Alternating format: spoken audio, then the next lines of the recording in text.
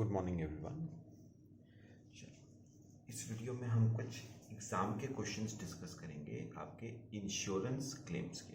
ठीक है, चलो एक क्वेश्चन पे आओगे, वो आपके मई 2019 का क्वेश्चन है। देखो करा हुआ है हमने, सिंपल सा। A fire occurred in the premises of Messrs. Kirti and Company on 15 December 18. The working remained disturbed up to 15th March 19, as a result of which sales got adversely affected.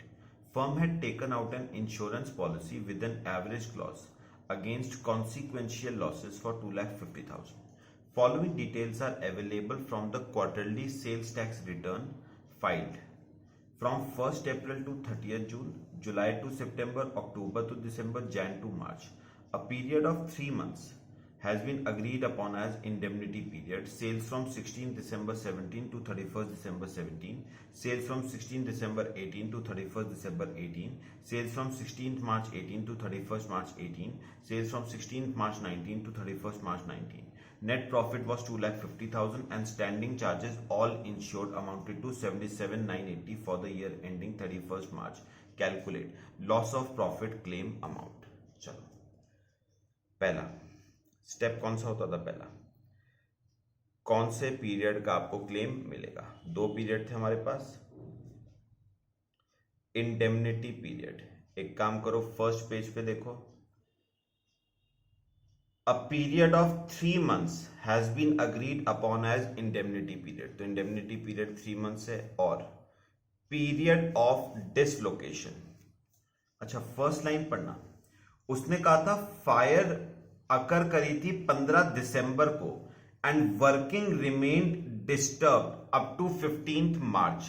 तो 15 दिसंबर से लेके 15 मार्च तक के लिए business affect हुआ है आपका। तो Jan Feb March 3 months, whichever is less। तो क्लेम आपको मिलेगा for a period of 3 months. ये 3 मंथ्स कौन से होंगे? Beginning with the date of fire. तो 15 दिसंबर को आग लगी थी, तो 16 दिसंबर 18 से 3 महीने, 15 मार्च 19, इन 3 मंथ्स का आपको क्लेम मिलेगा इंश्योरेंस कंपनी से।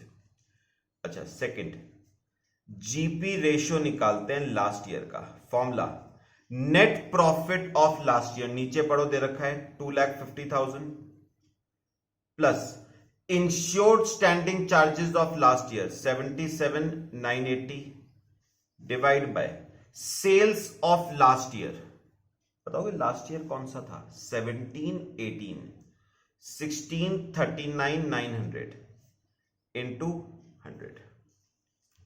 ठीक है, चलो जीपी रेशियो निकालते हैं जरा। 2,50,000 प्लस 77,980 डिवाइड बाय 16,39,900 इंटू 100। 20% का जीपी रेशियो आ गया। जीपी रेशियो आपका 20%। ठीक है, चलो third step, reduction in turnover. Standard turnover minus actual turnover. चलो थोड़ा सा करना पड़ेगा आपको, वर्किंग नोट बनाओ जरा।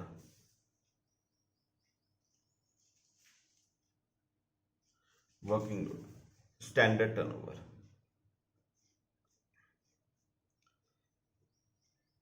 Standard turnover. अच्छा स्टैंडर्ड टर्नओवर कौन सा होगा? पिछले साल के यही 3 मंथ्स, मतलब 16 दिसंबर 17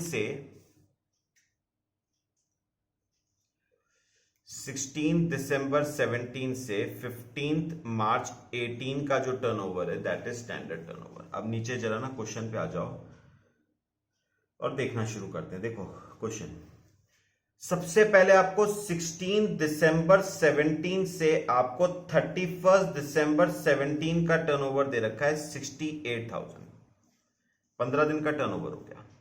अब 1 जैन 18 से 1 Jan 18 से 31 मार्च 18 का टर्नओवर देखो दे रखा है। 17 18 वाला कॉलम देखना, 17 18 वाला कॉलम 1 Jan टू 31 मार्च का टर्नओवर दे रखा है 3,80,000 रुपए।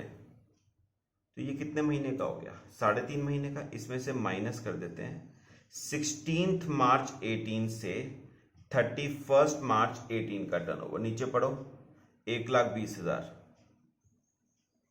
तो ये आ गया 3,28,000। ठीक है, चलो स्टैंडर्ड टर्नओवर 3,28,000। और याद रखना अगर कोई ट्रेंड है तो वो ट्रेंड आपका एडजस्ट होगा। देखना जरा 15-16 की सेल्स 12,40,000 थी और 16-17 की 14,26,000 हो गई। 14,26,000 minus 12,40,000 is equal to divide by 12,40,000। 15% का ट्रेंड आ रहा है, 15% का ट्रेंड। एक बार अगले साल का भी चेक कर लो, 14,26,000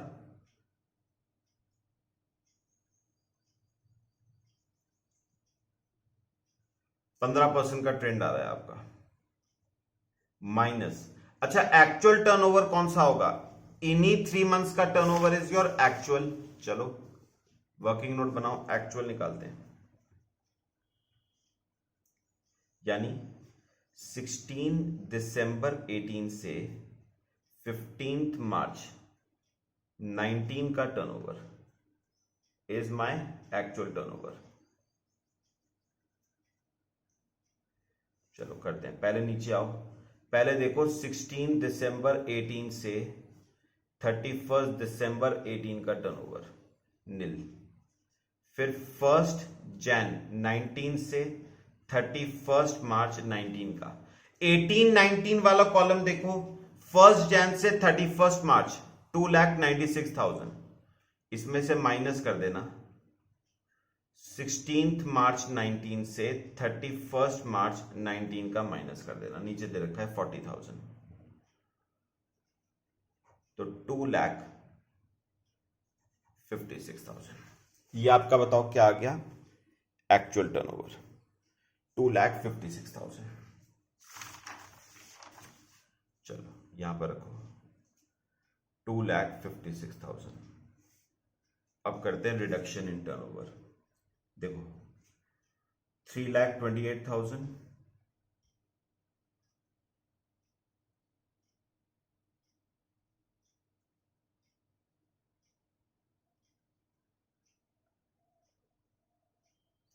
121,200, ये आपका रिडक्शन इन टर्नओवर। फोर्थ आता है loss of GP.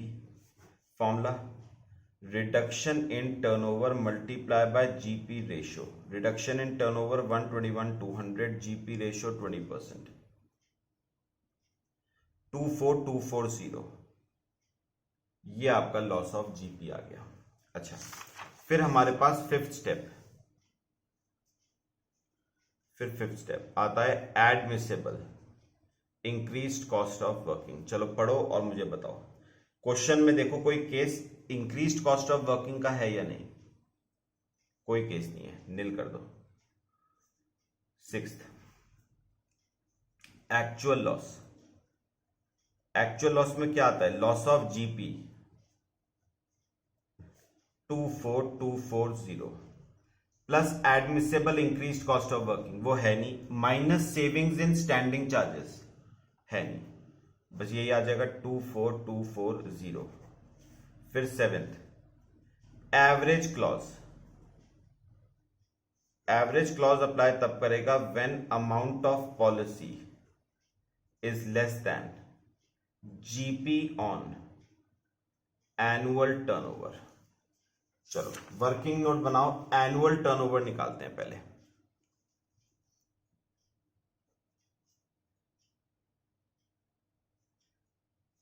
Annual turnover, अच्छा एनुअल टर्नओवर होगा फायर की डेट से प्रीसीडिंग 12 महीने का। तो 16 दिसंबर 17 से 15 दिसंबर 18 का टर्नओवर एनुअल होगा। चलो करना शुरू करते हैं। 16 दिसंबर 17 से 31 दिसंबर 17 का तो दे रखा है आपको 68,000। अब लिखो 1 जैन 18 से 31 मार्च 18 का 3,80,000। फिर 1 अप्रैल 18 से 30 जून 18 का, लास्ट कॉलम देखना, 1 अप्रैल 18 से 30 जून 18 3,24,000। फिर 1 जुलाई 18 से 30 सितंबर 18 442। फिर 1 अक्टूबर 18 से 31 दिसंबर 18 3,50,000। इसमें से माइनस कर देंगे 16 दिसंबर 18 से 31 दिसंबर 18 का माइनस कर देंगे, वो नील है। चलो टोटल करते हैं इसका। ये आ जाएगा आपका 68,000 प्लस 3,80,000 प्लस 3,24,000 प्लस 4,42,000 प्लस 3,50,000 15,64,000। और इसमें क्या एडजस्ट करना पड़ेगा? ट्रेंड 15% का अपवर्ड ट्रेंड था,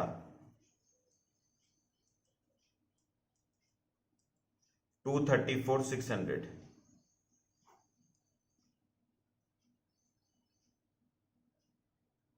17,98,600। बस ये आपका एनुअल टर्नओवर आ गया। चलो यहां पर रखो। पहले मुझे बताओ पॉलिसी कितने रुपए की है? पॉलिसी आपने ली थी, क्वेश्चन पढ़ो, सबसे ऊपर दे रखा है 2.5 लाख रुपए की पॉलिसी ली थी। Is less than GP 20% on annual turnover 17,98,600। तो करो जरा, 17,98,600 पे 20%, तो 2,50,000 इज लेस देन 359,720। तो अंडर इंश्योरेंस का केस है। चलो 8 स्टेप एवरेज क्लॉज, क्लेम का फॉर्मूला लिखो एवरेज क्लॉज में। Amount of policy 2,50,000 divide by GP on annual turnover 359,720 into actual loss देखना 24240। चलो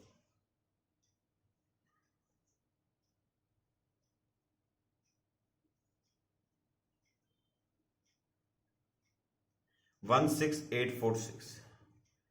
तो क्लेम आपको इंश्योरेंस कंपनी से मिलेगा 16,846 का। ठीक है, इतने रुपए का क्लेम मिलेगा इंश्योरेंस कंपनी से। चलो करें एक और क्वेश्चन एग्जाम का।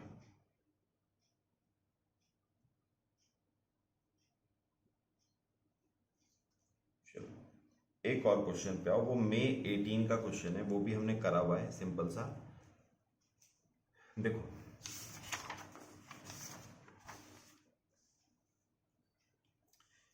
आओ जरा, मई 18 का क्वेश्चन है। देखो, a fire occurred in the premises of Messrs. Bright on 25th May 17.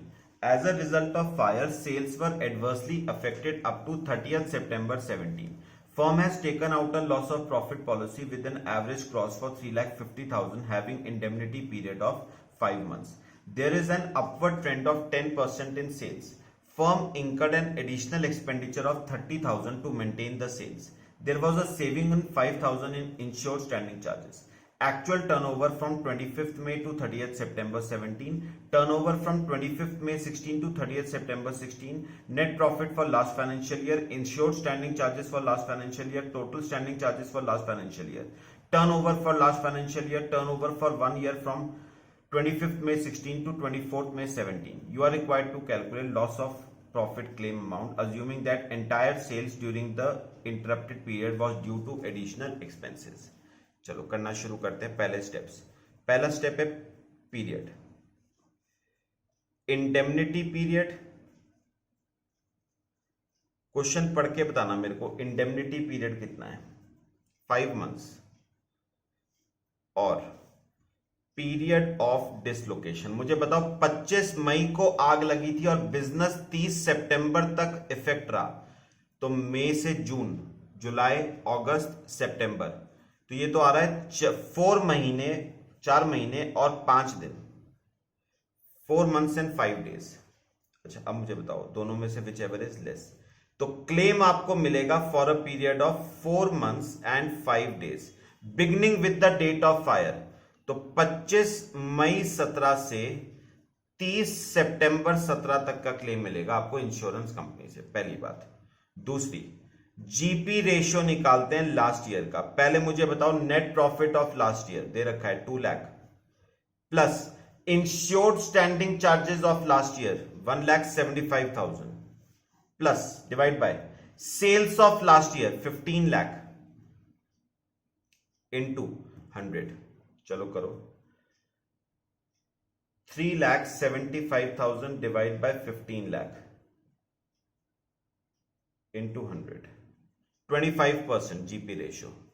चलो थर्ड आता है आपका reduction in turnover. Standard turnover minus actual turnover. Standard turnover होगा पिछले साल के यही 4 months and 5 days, मतलब 25 मई 16 से 30 सितंबर 16. क्वेश्चन देखो आपको साफ साफ दे रखा था.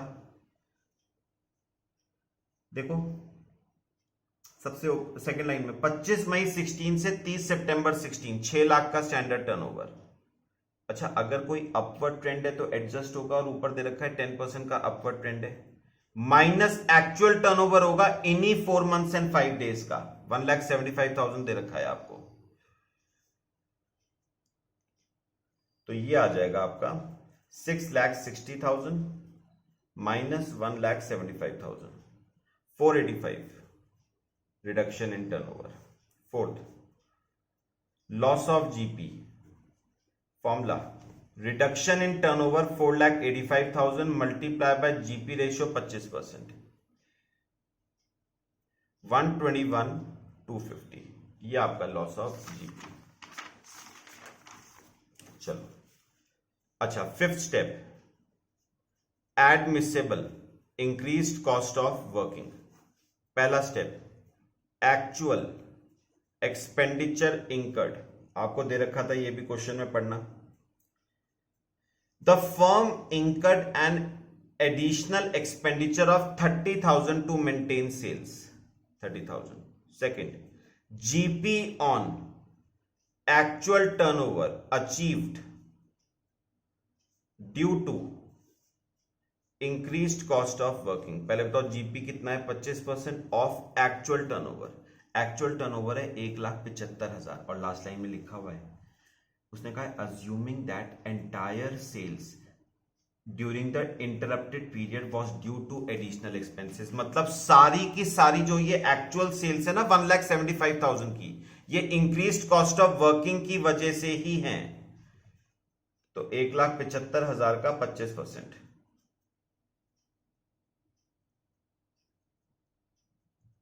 43,750. ठीक है. और थर्ड आता है actual expenditure incurred 30,000 into GP on annual turnover, 25% of annual turnover. देखना जरा. अच्छा एनुअल टर्नओवर होता है फायर की डेट से प्रीसीडिंग 12 महीने. सबसे लास्ट में दे रखा है 14 लाख. 14 लाख पे 10% का ट्रेंड भी एडजस्ट करोगे तो ये आ जाएगा 15,40,000, 15,40,000 divide by GP as above 15,40,000 का 25%, 3,85,000 प्लस अनइंश्योर्ड स्टैंडिंग चार्जेस. बताओगे टोटल स्टैंडिंग चार्जेस थे 3 लाख जिसमें से इंश्योर्ड थे 175, तो अनइंश्योर्ड 125. चलो सॉल्व करते हैं, देखो क्या आ रहा है. करो जरा सॉल्व 385 प्लस 125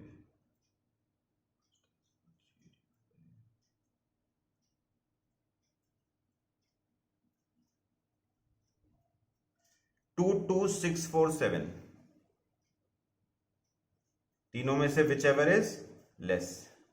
ठीक है चलो 6 स्टेप। एक्चुअल लॉस का फॉर्मूला लॉस ऑफ जीपी कितना आया था 121,250 plus admissible increased cost of working 22647 minus saving in standing charges, ये भी दे रखा था, पढ़ना जरा। सेविंग इन स्टैंडिंग चार्जेस है 5000,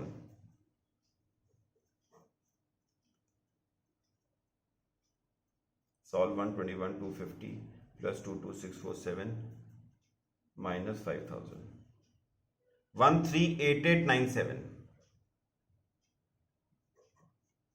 सेवेंथ। एवरेज क्लॉज अप्लाई तब करता है when amount of policy, question पढ़ना, पॉलिसी कितने की है 3,50,000 की, is less than GP on annual turnover 3,85,000। तो फिर से कंडीशन ट्रू होल्ड हो रही है, फॉर्मूला लिखो क्लेम का 3,50,000 का amount of policy divide by GP on annual turnover 385 into actual loss 138897।